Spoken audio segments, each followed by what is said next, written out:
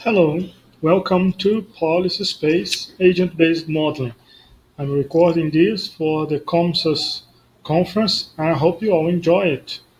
So, my name is Bernardo Furtado and I have PolicySpace to show you. We're going to talk a little bit about the motivation of the model, then we're going to describe a little bit of the model details. We're going to go through a validation and I'm going to show some of the application of the model. Later in the presentation, we will also talk about other uses of the platform. So the model was based on these two books. They are fully available to download on the internet. First one is Modeling Complex Systems for Public Policies. This is a concept theoretical book which shows the possible uses of agent-based modeling and other methodologies of complex systems to public policies, and the second book is a description of this model with some details and a lot of pictures, and is also available for download. The literature that bases this model is based on urban economics, and then we work a little bit on real estate. We also discuss spatial heterogeneity here in Brazil. This is especially important. We have a lot of rich and poor neighborhoods. We also work with the idea of functional urban regions, which is a concept posed by the OCDE, in which the metropolis, where people commute to work within the same region, is considered a single region. And then we talk about tax differences in considering municipalities within a metropolis. We talk about different access of opportunities, and those include jobs and leisure and access to the health and public services. And we also emphasize the need for a unified planning within a metropolis context. In short, basically, PolicySpace is an open source. It's available on GitHub, spatial-economic agent-based model with three markets: a labor market, a real estate market, and a goods market, and also a tax system adapted for the case of Brazil that empirically simulates 46 metropolitan regions in Brazil.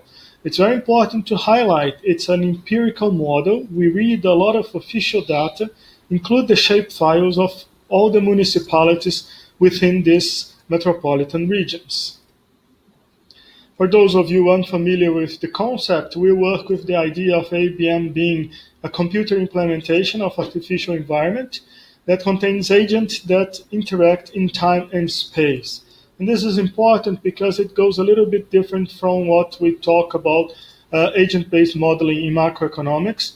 Most of the models do not have space as a central key of the model, but when we discuss urban economics and real estate and metropolis and fiscal analysis, space becomes really important.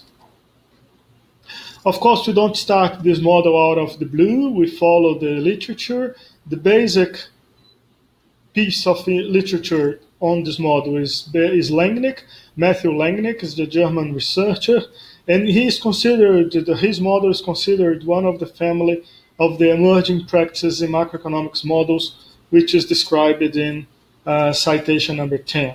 It's a handbook of computation economics launched in 2018. What are then the contributions of this model? We incorporate intra-urban space. It's a level of scale that is smaller than the municipality.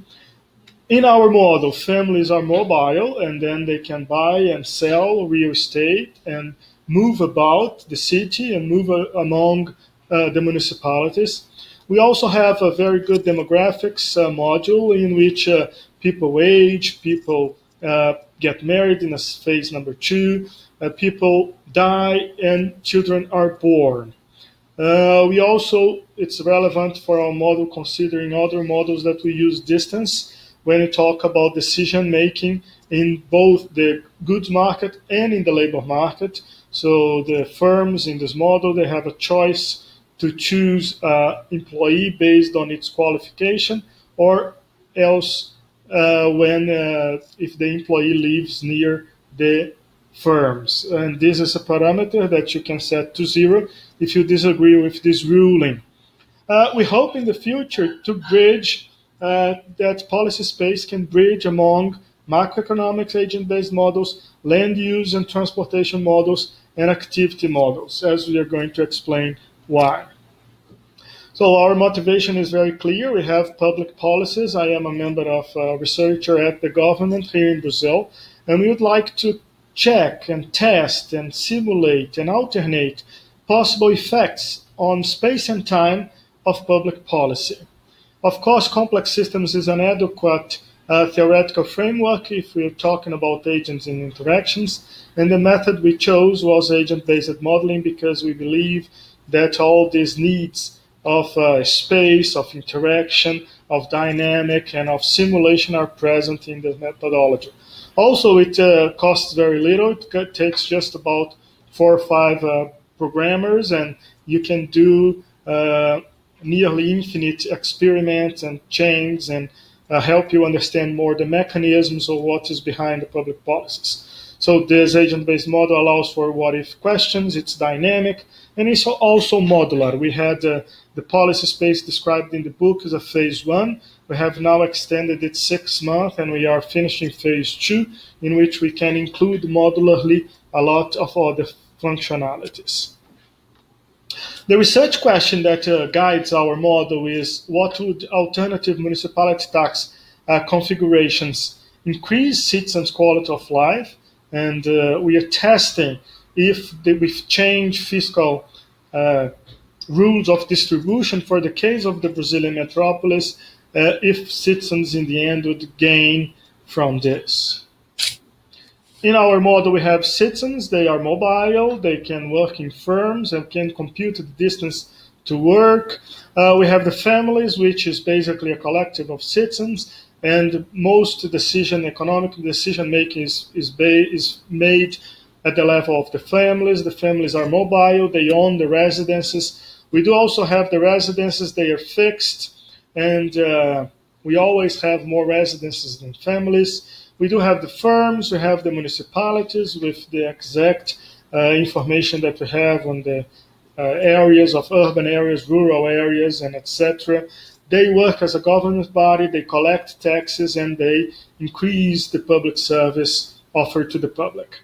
The model usually runs from the 2000 to 2020, but we do have data to run it up to 2030, and then we run a short of demographics, and we can have to stop the model there. As I said, we do have 3 markets: the labor, goods, and real estate. And I'd like to thank our collaborators during this period, Isaac Eberhardt and Francis Tseng. I'm running a little bit out of time here, so I'm going to speed up a little bit. This is the temporal execution of the model. We have production based on landnick. It's a simple function of the number of employees and their qualification. As I said, we do have the demographics, the markets. Usually the families receive a given salary for the working members of the family. They consume a portion, they save a portion. The portion they save, they cannot consume in the next month. They save it for investing in the real estate market. We have criteria of price or distance to go into the goods market. Firms' decision is based on revenues, based on stocks, and based on profits. The labor market, the firms that are paying the higher wage, they choose first. And as I said, they can choose both the criteria of qualification or distance. Then we have the real estate market. In the real estate market, a percentage of families enter the market, buying all the houses that are vacant at a given time are always on the market selling. And the prices is a connection between the demand, the family's savings offering the money, and the supply, which is the price of the house, which is calculated in a hedonically regression. We do apply taxes on properties. The municipality invests those taxes, and then we output the data. This is in short.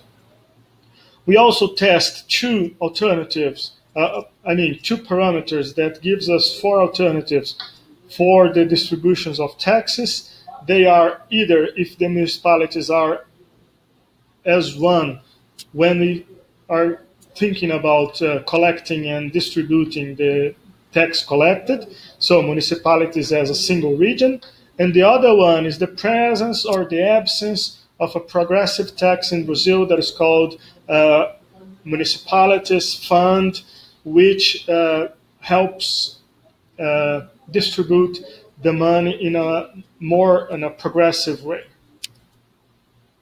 We also have a lot of automated running possible in this model. It's available on GitHub. You look for Bernardo B.A. Furtado PolicySpace.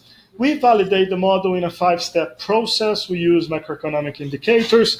We have a sensitivity analysis that we do both on rules and on parameters.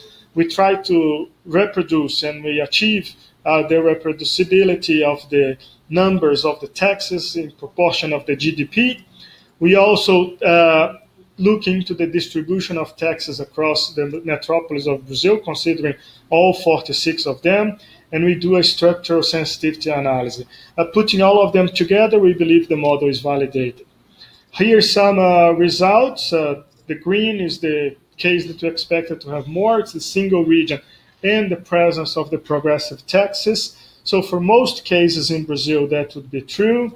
We test that with regression, and the regression also confirms our results. And finally, now I'm running out of time. We intend to use this as a platform to explore other decision-making within the cities. At the moment, we also have a first try on transit. Thank you very much for your time. I'm very open to questions, and you can find me on the internet. Thank you.